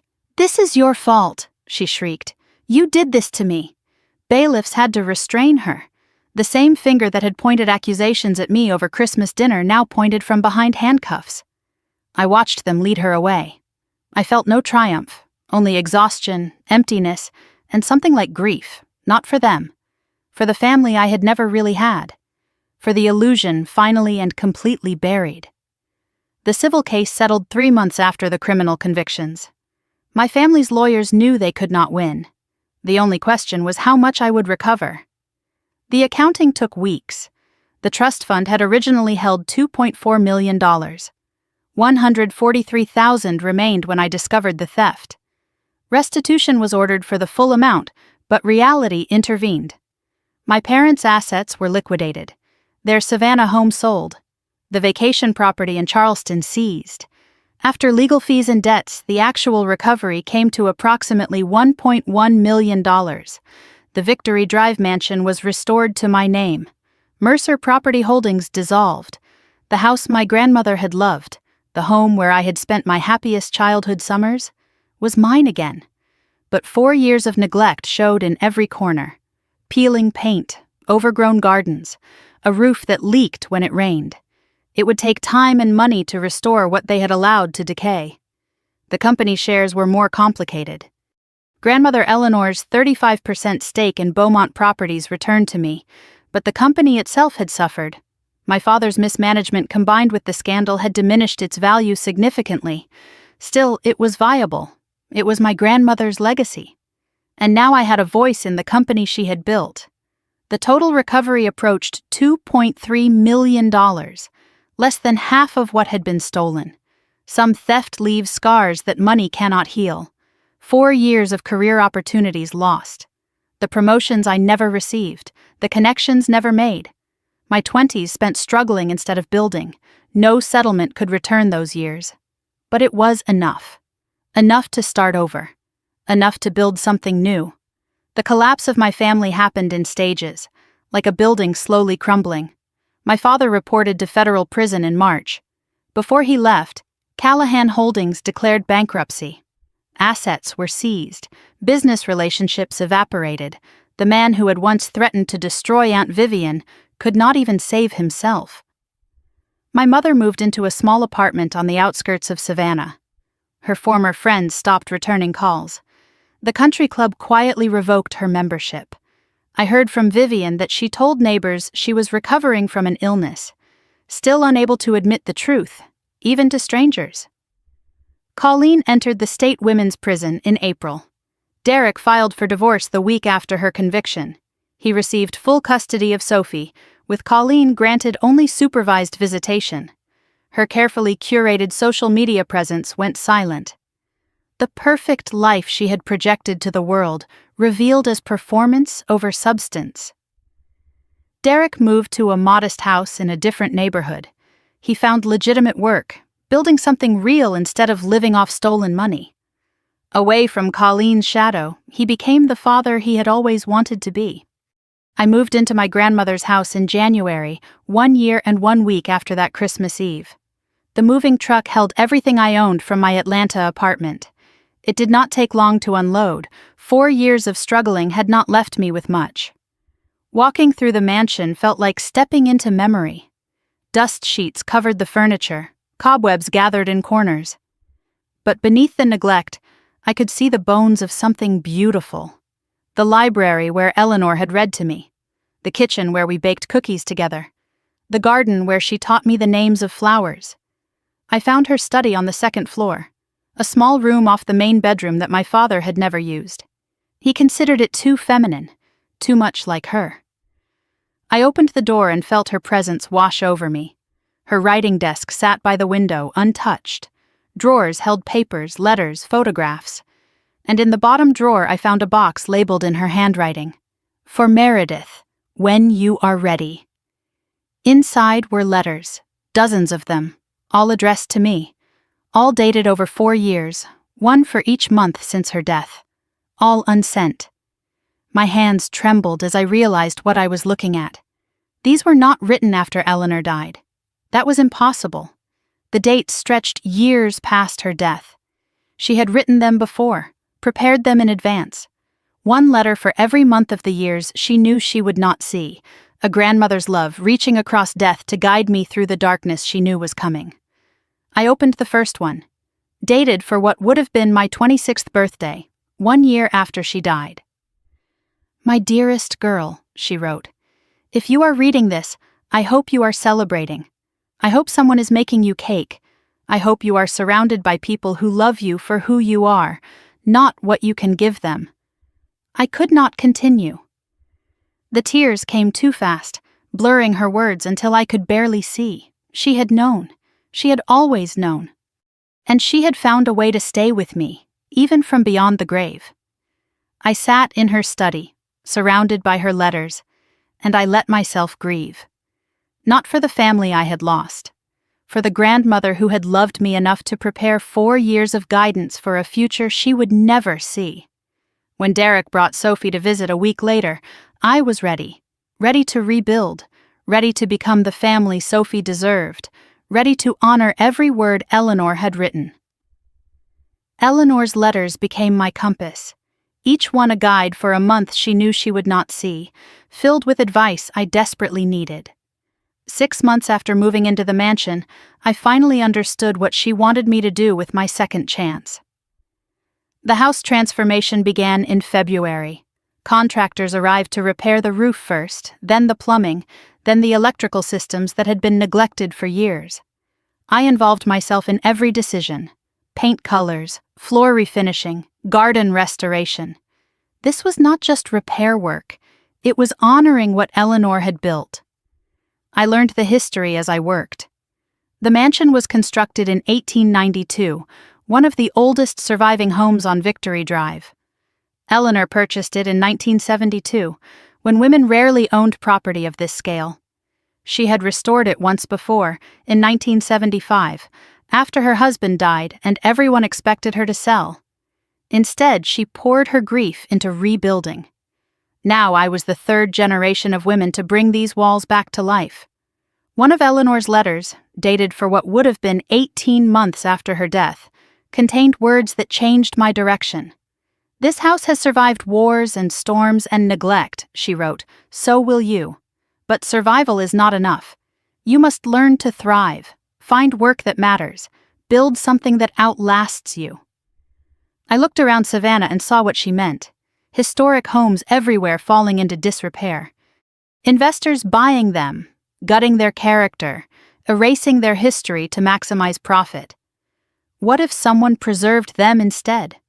What if someone did what Eleanor had done, what I was doing now? Restored rather than demolished, honored rather than exploited. The idea took root and grew. In March, I filed the paperwork for Beaumont Restoration LLC. Named for Eleanor's maiden name, the company she never got to create herself. The office was a converted carriage house behind the mansion, small but functional.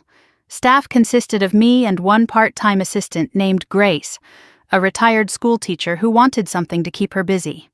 The mission was simple: acquire neglected historic properties, restore them to their original character using period-appropriate materials and techniques, sell to buyers who valued preservation, or rent to families who needed beautiful homes at reasonable prices. Early months were brutal. Restoration costs more than renovation. Authentic materials are expensive. Skilled craftsmen who understand historic techniques are rare and in demand. Cash flow stretched thin despite the settlement money. The Callahan name did not help. The scandal had been covered by local news for months. Some sellers refused to work with me the moment they heard my name. More than once I watched interest cool when someone made the connection. "Are you not the one whose family was arrested?" I learned to lead with Eleanor's name instead. "I am Eleanor Beaumont's granddaughter, opened doors that Meredith Callahan closed." Her legacy still carried weight in this city. Her reputation for integrity and quality remained untarnished. I borrowed from her memory until I could build my own. The first project was a Victorian cottage on Jones Street. Abandoned for 7 years, scheduled for demolition in 60 days. I bought it at auction for $60,000. Everyone said I was crazy. The roof sagged, the floors were rotted through. Vines had grown through broken windows and taken over entire rooms. 4 months of careful work transformed it. We revealed original hardwood floors hidden under decades of carpet, restored 3 fireplaces that had been covered over, replanted the garden with period-appropriate flowers, installed lighting fixtures salvaged from other historic properties. We listed it at $220,000. It sold in 2 weeks. The buyers were a young couple expecting their first child. They walked through the finished house with tears in their eyes. "It feels like it has been loved," the wife said. I understood exactly what she meant. James Whitmore visited the finished cottage before the closing. His visits had become frequent over those months. Professional consultations that gradually extended into dinners, then walks through the historic district, then conversations that had nothing to do with legal matters. "You know," he said, looking around the restored rooms, "most people in your position would just invest the money, live off the interest. Take it easy. That is not who I am," I told him. "No." He smiled. "It is not. Eleanor would be proud." Something shifted between us that afternoon. I was not ready to name it yet, but I noticed his smile more than I had before. The online community found me by accident. I had joined a forum for people betrayed by family, a place where survivors of financial abuse and inheritance theft shared their stories. I posted anonymously at first, calling myself Savannah Survivor. Just the basics. Grandmother left me everything. Family forged my signature, stole millions. I fought back and won. The response overwhelmed me, hundreds of comments within days. "This happened to me too. I thought I was alone. How did you prove it? Please help me." Private messages flooded my inbox. People asking for advice. How did I find a lawyer? What evidence did I gather? How did I survive the family pressure without breaking? I answered every single one. Margaret was 62 years old, a widow living in Florida. Her only son had obtained power of attorney when she fell ill, then used it to transfer her retirement accounts to himself. He sold her car, took her credit cards, left her living on Social Security, barely able to afford food. "I do not know what to do," she wrote. "He is my son." Over the following weeks, I walked her through the process, connected her with legal aid organizations in Florida, helped her understand what documents to gather, stayed up late on video calls, reviewing evidence, offering encouragement when the fight seemed impossible. 6 months later, she sent a message that made me cry. "I got my money back. He is in jail. I could not have done it without you." My daughter asked how I found the strength. I told her a stranger on the internet believed me when no one else did. That was when I understood. My pain had purpose. My experience could help others navigate the same darkness. I was not just rebuilding my own life. I was lighting the way for people still lost. Sophie visited every other weekend that summer. Derek would bring her Saturday morning, sometimes staying for dinner, sometimes just dropping her off with a grateful smile and a promise to return Sunday evening. The mansion became her second home. We gardened together. I taught her the names of Eleanor's flowers the way my grandmother had taught me: roses, camellias, jasmine. She claimed a corner of the garden as her own, planting seeds with her small hands, watering them faithfully every visit. We baked in Eleanor's kitchen, the same recipes my grandmother had shared with me: chocolate chip cookies, peach cobbler, lemon pound cake, flour on our noses and laughter-filling rooms that had been silent too long. We read in the library. The same books Eleanor had read to me when I was Sophie's age: Charlotte's Web, Little Women, The Secret Garden. Sophie would curl against my side the same way I had curled against Eleanor, the cycle continuing despite everything that had tried to break it. One August afternoon, sitting on the porch swing, Sophie asked the question I had been dreading. "Auntie Meredith, when is Mommy coming home?" I took a breath. Colleen had 2 more years left on her sentence. Sophie understood a way, but not the reality of prison. "Your Mommy still has to stay where she is for a while," I told her. "She made mistakes, and she has to finish her consequence. But she loves you, and you will see her again." Sophie was quiet for a long moment. "Daddy says you are stronger than Mommy. He says that is why she was mean to you." "People are not mean because they are weak," I said carefully. "They are mean because they are scared." "Were you scared?" "I was terrified for a long time. You do not seem scared now." I pulled her closer. "I am not. Because I found people worth being brave for." December came, our first real Christmas in the restored mansion. The guest list included Aunt Vivian with her famous pecan pie, Derek and Sophie carrying a wrapped gift she had made herself, James arriving early to help set up, Grace from the office, the Hendersons from next door, an elderly couple who had known Eleanor for 40 years. The dinner was not perfect. I overcooked the turkey slightly. The mashed potatoes were lumpy, but no one cared. Sophie insisted on making the toast. She stood on her chair, apple juice raised like fine wine, and delivered words that silenced the room. "I am thankful for everyone here, and for Great-Grandma Eleanor who is watching from heaven, and for Auntie Meredith who never gave up." Her eyes found mine. "You are the bravest person I know." I could not speak. My throat was tight, my eyes wet. Finally, I managed words. "You make me want to be brave. All of you do." I raised my glass. "To Eleanor, and to everyone who became family." The table echoed back. "To family." Under the table, James found my hand and squeezed gently. For the first time in years, Christmas felt like it was supposed to feel. Like home, like hope, like the beginning of something good. Eleanor told me to let myself be happy, but some people see happiness as an invitation to return. 6 months after that first real Christmas, my mother decided she wanted back into my life. The attempts began small. A card in February, sympathy-themed oddly enough, with her handwriting on the envelope: "Thinking of you, missing you, Mom." No return address, sent through someone I did not recognize. I threw it away without responding. The second approach came through Aunt Vivian. Patricia called her, crying, begging her to intercede. "Please just ask Meredith to talk to me. I am her mother." Vivian reported the conversation reluctantly. "I told her it was not my place," she said. "But she is persistent." Something in Vivian's expression told me Patricia had tried manipulation there too, using guilt about family duty to pressure my aunt into becoming her messenger. The third attempt used a woman from my childhood church. She called to check in, her voice warm and concerned, but the conversation pivoted quickly. "Your mother is so heartbroken. She is not well. Do not you think life is too short for grudges?" I recognized the script. Patricia had always used others to deliver her messages, to create pressure from multiple directions, to make me feel surrounded. The fourth approach was flowers.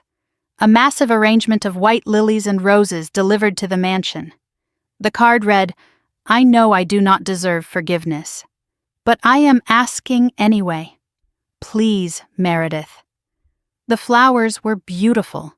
I donated them to a nursing home that afternoon. Each attempt disrupted my peace. I had built something good, something real, and now familiar shadows crept at the edges. Not anger exactly. More like exhaustion at the predictability. Then the letter arrived. Someone left it on the porch, no postage. Patricia could not come herself because of her probation restrictions, but she had found a way. 8 pages in her careful handwriting, the kind of letter designed to overwhelm with volume. I read it at Eleanor's desk with coffee growing cold beside me. The opening positioned her as the brave one taking a risk. "My dearest Meredith, I do not know if you will read this. I would not blame you if you did not. But I have to try. You are my daughter." That has to mean something. The apology section used careful language. "I know we hurt you. I know we made terrible choices." Notice the we. Spreading blame. Minimizing her personal role. "We thought we were protecting you. We were wrong." Still using the protection narrative after everything. 2 years later, and she still could not write the words I stole from you. The suffering section detailed her difficult life. The small apartment, the lost friends, the health problems. Victor in prison, rarely writing. Colleen refusing to see her during visits. "I have lost everything, Meredith. Everything except hope that you might forgive me." The victim narrative, fully deployed. The change section claimed transformation. "I have been in therapy. I understand now why I did what I did. My own childhood, my fears about money. Psychological explanations that stopped short of actual accountability. I have changed. I am not the same person." But no specifics about what had changed.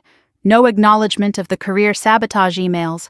No recognition of the magnitude of what she had taken from me. The closing used Eleanor as leverage. "I am not asking to go back to how things were. I am just asking for a chance. Coffee, a phone call, anything. Life is short. Your grandmother would have wanted us to reconcile." Using my dead grandmother, the woman they had robbed and manipulated in her final days, as a tool to manipulate me. The audacity stole my breath. I read the letter twice, looking for something real. A genuine admission, a specific apology, true accountability. I found only the same patterns dressed in therapy language. Patricia had learned new words, but not new behavior. That night I sat with memories I usually kept buried. There had been good moments. Age 8, Patricia braiding my hair before school. Age 10, a birthday cake with chocolate frosting and pink flowers.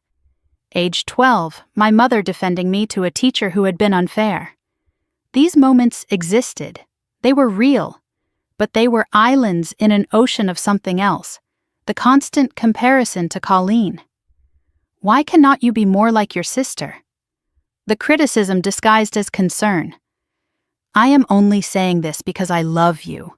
The way achievements were minimized. That is nice, but Colleen got honors. The way failures were amplified. "I knew you would disappoint us." And then the sabotage years. Those anonymous emails Patricia had helped write. She has a history of theft within her own family. Every rejected job application, every closed door, my own mother's hand in my destruction. I understood the pattern now. The good moments were real but strategic. Enough warmth to maintain attachment. Enough cruelty to maintain control. The cycle of toxic love. Give just enough to keep them hoping. Take everything else. Eleanor's letter had warned me. Patricia acts from cruelty disguised as concern. My grandmother saw it decades ago. I was the last to understand. But I understood now. Later that night, as I prepared for bed, my phone buzzed with a notification. An Instagram message request from an unfamiliar account. No profile photo. The preview showed enough. "You think you have won." I opened it knowing exactly who had sent it. Colleen's message was everything Patricia's letter was not. No pretense of reconciliation, no performance of change. You think you have won, do you not? I am in here because of you. Because you could not let things go. We were family. Family handles things privately. But you had to make it public. You had to humiliate us. Mom cries every night, Dad is sick, and you are living in grandmother's house like you earned it. You did not earn anything. You just got lucky and got revenge. The message ended with a threat. When I get out, I am going to make sure everyone knows what kind of person you really are. No apology. No acknowledgement of the forgery, the theft, the sabotage. In Colleen's mind, she was the victim. I was the villain for exposing the truth. I looked at the two communications side by side. Patricia's letter in therapy language, appealing to family bonds. Colleen's message raw and threatening. Same family, same denial, different packaging. If Patricia had truly changed, she would have addressed Colleen's behavior, would have acknowledged that her older daughter was still threatening me. Instead, she was probably making excuses for Colleen right now, rationalizing, protecting. The family system remained intact. Victor blaming circumstances, Patricia playing victim, Colleen attacking the whistleblower. Nobody had actually changed. They had just run out of power. I understood then what forgiveness would actually mean. Not peace, but exposure. Not healing, but reopened wounds. Not family, but theater. I would be volunteering to be hurt again by people who still believed hurting me was justified. The next morning I sat at Eleanor's desk and wrote my response. I did not write a list of grievances. I did not explain my pain. I did not leave a door open. Patricia, I began, I am using your name because Mom implies a relationship we do not have. I received your letter. I read it carefully. I found apologies without specifics, change without evidence, requests without acknowledgement of what you took. You did not just steal money. You stole 4 years of my career.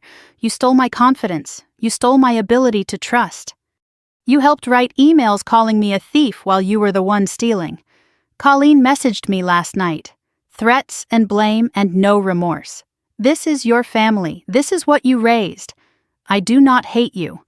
Hate requires energy I have chosen to spend elsewhere, but I do not forgive you either.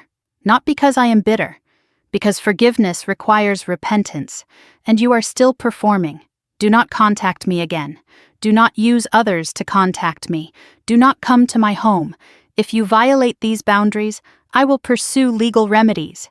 This is not negotiable. This is goodbye. I signed it with just my name. Not your daughter. Just Meredith. That afternoon I took both letters to the garden, to the fire pit Eleanor had used for autumn leaves. I struck a match and watched 8 pages of manipulation curl and blacken. Then Colleen's printed message, added to the flames. The smoke rose and disappeared. I felt nothing leave me, because I realized I had already let go. This was just making it visible. I called James that evening. I made my decision. I told him. Which way? No contact. Permanent. I wrote her a final letter. Silence on the line. Then, how do you feel? I thought about it. Like I just locked a door I should have locked years ago. That is not cold, Meredith. That is healthy. I know, I said. I finally know. Forgiveness, I understood now, did not require reconciliation. It meant releasing them from my thoughts, choosing peace over their drama, refusing to audition for their love anymore.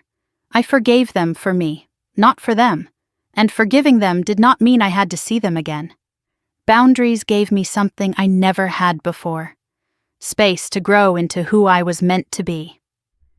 1 year after I burned my mother's letter, 3 years after that Christmas Eve that changed everything, I stood in Eleanor's garden and finally understood what she had been trying to teach me all along.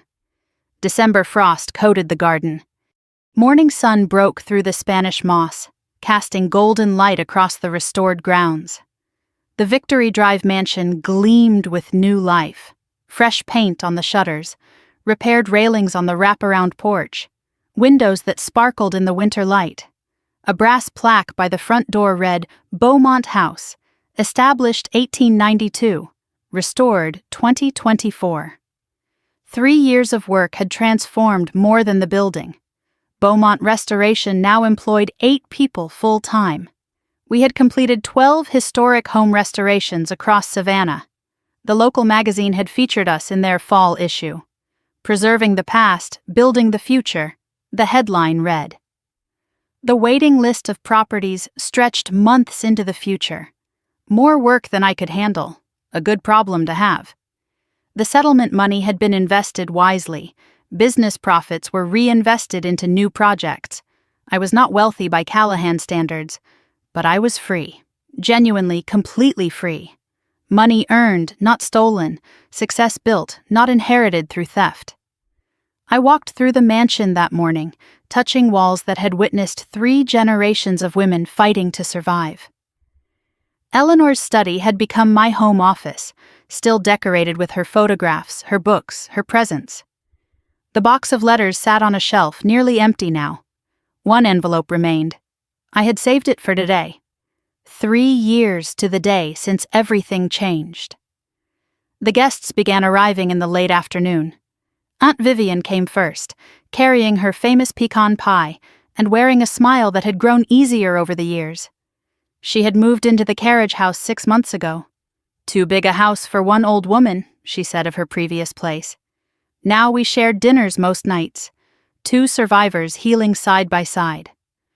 Derek arrived with Sophie and his new wife Sarah, a kindergarten teacher he had married in October. Sophie was 10 now, taller and more confident, but still possessing those bright eyes that saw the world with uncomplicated clarity. She ran to me the moment she crossed the threshold. Auntie Meredith, I made you something. A handmade ornament. The mansion rendered in glitter and felt, slightly lopsided, absolutely perfect. 3 years of her ornaments now hung on my Christmas tree, each one a marker of healing. Derek had become the father he always wanted to be once he escaped Colleen's shadow. At his wedding, he had pulled me aside. Thank you, he said. You freed all of us, not just yourself. Sophie had asked me at that wedding if I would ever get married. I had laughed and glanced across the room to where James Whitmore stood watching me with soft eyes. Maybe, sweetheart. When the right moment comes. James arrived early, as he always did now, to help with preparations. He moved through the mansion like he belonged there, because he did.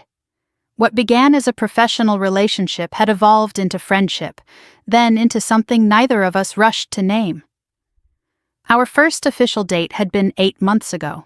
He brought flowers from Eleanor's favorite shop without being told. I knew then.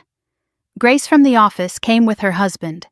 The Hendersons from next door, the elderly couple who had known Eleanor for 40 years. Mrs. Henderson said the same thing she always said. She would be so proud of you, dear. I believed her. Before dinner, I slipped away to Eleanor's study. One envelope remained in the box, dated for this month, for this Christmas, 3 years after her death. My hands were steady as I broke the seal. I had done this many times. But knowing this was the last letter made the moment different. After this, no more new words from my grandmother, just memory and legacy. My dearest Meredith, she wrote, if you have waited until now to read this, you have shown more patience than I ever had. 3 years. That is how long I estimated it would take. For the truth to emerge, for the battles to be fought, for you to build something new from the ashes. If I am right, you are no longer the scared girl who watched me die. You are the woman I always knew you could become. I had to pause. Her voice, reaching across death, still knowing me better than I knew myself. I am sorry I could not protect you while I lived, she continued. I tried to leave you tools instead. Money, property, these letters. But the most important thing I left you was already inside you. I just helped you find it. You were never weak, Meredith. You were buried. There is a difference. The next section contained the wisdom she had spent a lifetime learning. By now you have learned what took me decades to understand. Family is not blood. It is choice. Home is not a building. It is people who stay. Forgiveness is not weakness. Boundaries are not cruelty. And justice, real justice, is not revenge. It is living well. It is thriving in spite of those who wanted you to fail. The final paragraphs blurred through my tears. This is my last letter, but not my last presence in your life. Every time you restore a house, I am there. Every time you help someone fight for what is theirs, I am there. Every time you choose love over fear, I am there. You carry me forward, Meredith. That is what legacy means. Now put down this letter and go live. I have given you all the words I have. The rest of the story is yours to write. Make it a good one. All my love, across time and death and everything between. Your grandmother, Eleanor. I pressed the letter to my heart. The last words. The final gift. But not really final. Eleanor lived in everything I had built. Dinner that evening was nothing like the Christmas 3 years before. That night had held accusations, police, handcuffs. Tonight held laughter, warmth, belonging. Same season, same holiday, different universe. The table overflowed with people who had earned their places. Vivian telling stories about Eleanor as a young woman. Derek and Sarah holding hands while Sophie demonstrated her latest dance moves. James refilling wine glasses, making sure everyone was comfortable. Grace and her husband debating local politics. The Hendersons reminiscing about neighborhood history. Sophie insisted on making the toast. 3rd year running, she stood on her chair, apple juice raised high. I am thankful for everyone here, and for great-grandma Eleanor who is watching from heaven, and for Auntie Meredith who never gave up. Her eyes found mine. You are the bravest person I know. I could not speak for a moment, throat tight, eyes wet. Finally, I managed words. You make me want to be brave. All of you do. I raised my glass. To Eleanor, and to everyone who became family. The table echoed back. To family. Under the table, James found my hand. Squeezed gently. This was what safety felt like. This was what love was supposed to be. After the guests left, I stood alone in Eleanor's garden. Fairy lights twinkled in the darkness. I thought about everything that had brought me here. 4 years of theft, 3 years of rebuilding, the girl I had been, the woman I had become, the family I lost, the family I found. The lessons had crystallized into truths I would carry forever. Blood relation guarantees nothing. Character defines worthiness. Survival is not enough. Thriving is the real victory. Forgiveness does not require reconciliation. Boundaries protect peace. Justice is not revenge. It is refusing to let them win. Family is not who you are born to. It is who shows up and stays. The people who hurt me expected me to break. Instead, I built a life they could never touch. James joined me on the porch. 2 mugs of coffee. Comfortable silence. You okay? Better than okay. He smiled. Eleanor would be proud, I know.